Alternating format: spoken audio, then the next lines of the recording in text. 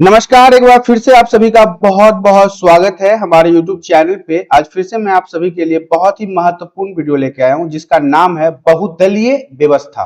तो आइए जानते हैं, क्लास 12 का नया सिलेबस जोड़ा गया है इस बार। बहुदलीय व्यवस्था, एक दलीय व्यवस्था, तो इन सब के बारे में जानना बहुत ज्यादा जरूरी है। तो ये आज का टॉपिक जो हमारा है वो है बहुदलीय व्यवस्था।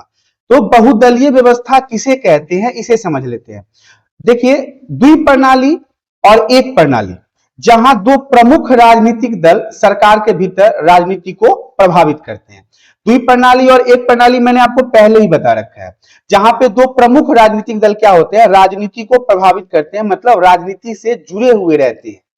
जो दलों में, इन प्रकार के दो दल में आमतौर पर एक के पास क्या होता है, विधायिका में बहुमत होता है, मतलब वो बहुमत से सरकार बनाते हैं और प्रायः बहुमत या शासक दल के नाम से जाना जाता है। जबकि दूसरा अल्पमत होता है और विपक्ष में बैठ जाता है। तो वह प्रणाली जिसमें कई दल और पार्टियों की प्रधानता पाई जाती है। इसमें मैंने थोड़ा सा टॉपिक जो है वो द्विदलीय और एक दलीय का मिक्स कर दिया हूं। लेकिन अब यहां से जो है वो आपका वेरी वेरी इंपॉर्टेंट लाइन शुरू होता है, वह प्रणाली जिसमें कई दल, मतलब मेनी पार्टीज होते हैं, बहुत सारे अलग अलग दल के पार्टियों के, राजनीतिक पार्टियों की वहां पे प्रधानता होती है। तो ये क्या करते हैं, सभी दल सरकार बनाने की प्रतिस्पर्धा में लग जाते हैं। प्रतिस्पर्धा का मतलब है यहाँ पे कंपटीशन में लग जाते हैं। सभी दल क्या चाहते हैं कि उनकी सरकार बने और वो अपनी सरकार बनाने के लिए कंपटीशन करते हैं दूसरे पार्टी से। कई दलों को मिलाकर साझा सरकार बनती है। कभी कभी क्या होता है कि एक पार्टी को बहुमत मिल ही नहीं पाता है, तो वो क्या करते हैं, छोटी छोटी जो पार्टीज होती हैं वो आपस में मिलके एक बार सब आपस में मर्ज हो जाते हैं और फिर सरकार बनाती है। इसे ही हम बहुदलीय प्रणाली कहते हैं। आसान भाषा में समझ लीजिए, जब वर्तमान समय में मौजूद पार्टीज को बहुमत नहीं मिल पाए, मतलब कि वो सीटें नहीं जीत पाती है, तो वो क्या करते हैं, अपने मतलब जो विपक्ष में उनके पार्टीज होती है उनके साथ वो मर्ज हो जाते हैं। चाहे एक के साथ हो जाए या दो के साथ हो जाए, कभी कभी ये तीन तीन के साथ देखने को मिलता है। महाराष्ट्र में इसका अच्छा उदाहरण कुछ समय पहले तक था कि वहां पे तीन तीन पार्टीज ने मिलकर महाराष्ट्र में सरकार बना रखा था। तो ये क्या कहलाता है, ये बहुदलीय प्रणाली के नाम से जाना जाता है। अब क्या होता है, इसमें अच्छाइयां भी हैं और बुराइयां भी हैं। ऐसी सरकार को क्या होता है, लगातार विपरीत दिशाओं में खींचा जाता है, मतलब ये सही तरीके से काम ही नहीं कर सकते। स्वाभाविक सी बात है, अलग अलग मतलब यहाँ पे राजनीतिक पार्टी ये कुछ बोलेगा, ये कुछ बोलेगा, ये कुछ बोलेगा, तो ये तीनों मिलके जब किसी चीज के ऊपर तैयार होंगे तभी काम होगा।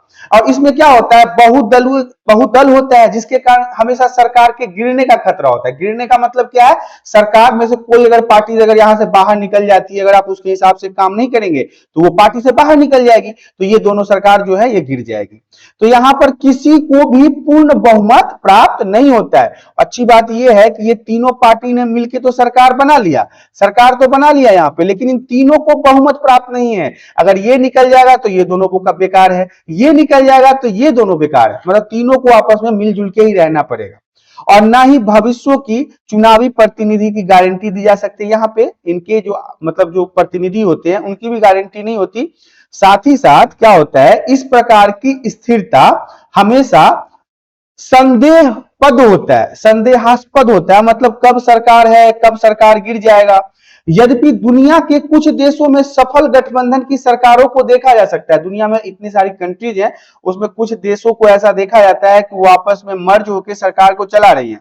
फिर भी इटली जैसे देशों का अनुभव अत्यधिक बुरा रहा है, क्योंकि इटली में आपने सुना होगा कि मर्ज जो सरकार थी वो बहुत बुरी तरीके से पिट गई थी।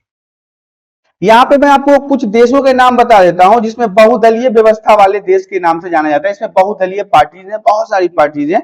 फ्रांस है, ऑस्ट्रेलिया है, इटली है, इजराइल है, हॉलैंड है, जर्मनी है, जापान है, भारत है, स्विट्जरलैंड है। अगर भारत की बात अगर मैं बताऊं तो मैंने आपको एक दलीय व्यवस्था में बताया था कि हमारे भारत देश में ना 8 राष्ट्रीय पार्टीज हैं। और इसके अलावा Portugal, Spain, Pakistan, Brazil, Mexico, Ireland, Canada, Denmark, New Zealand और अफ्रीका, ये सारे वो देश हैं जिनके अंदर क्या है, बहुदलीय व्यवस्था वाले देश हैं। ये इनके अंदर बहुदल है, बहुत सारे अलग अलग प्रकार के दल हैं। लेकिन आप यहाँ पे घबराइएगा नहीं, क्योंकि आपको इतने सारे एग्जाम्पल लिखने नहीं है, आपको 3-4 एग्जाम्पल याद रखने हैं। अपना भारत देश तो याद रहेगा ही, साथ ही साथ ऑस्ट्रेलिया, फ्रांस और इटली को याद कर लीजिए, काफी है। इससे आपके एग्जाम में अच्छे नंबर आ जाएंगे। इस तरह से आपने देखा कि बहुदलीय व्यवस्था जो है वो आपको समझ में आ गया होगा। यदि आपको वीडियो में दी गई जानकारी पसंद आती है तो वीडियो को लाइक कर दें। चैनल पे यदि आज पहली बार आए हैं तो चैनल को सब्सक्राइब कर लें ताकि इसी प्रकार के एजुकेशनल वीडियो आपको हमेशा प्राप्त होती रहे। अब हमें इजाजत दीजिए, हम आपसे फिर रूबरू होंगे अगले वीडियो में। तब तक के लिए धन्यवाद।